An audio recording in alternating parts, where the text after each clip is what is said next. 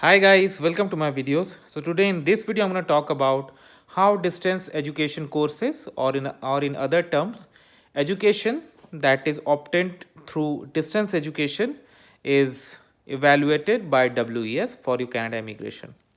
Before I proceed further, if you have not already subscribed to my channel, please go ahead and subscribe right now because I regularly upload videos, and if you have any concern, any question, anything that comes in your mind, feel always absolutely free to ask. Alright guys, so let's proceed.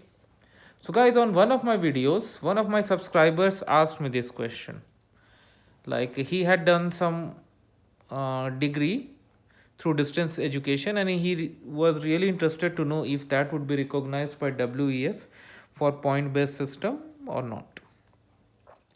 So what I did, I posted that query to various Facebook groups I'm part of, and I asked people like those who have like these were Canadian groups. So I asked like what it's gonna be. So basically, I was seeking response from those who had done their education through distance education channels and were recognized by WES, and then they managed to get into Canada.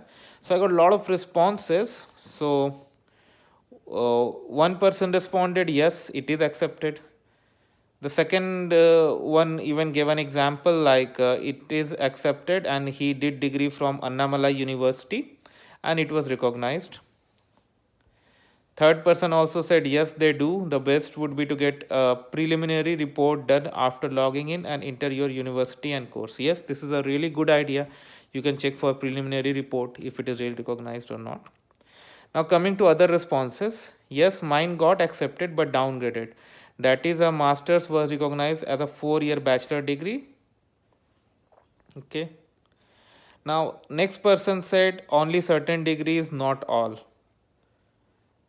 Another person said Sikkim Manipal not accepted. Now when he wrote Sikkim Manipal, he did not specify which course, which degree. He just put a flat term, so I really have no clue what he wanted to say. Another person said IGNU is accepted.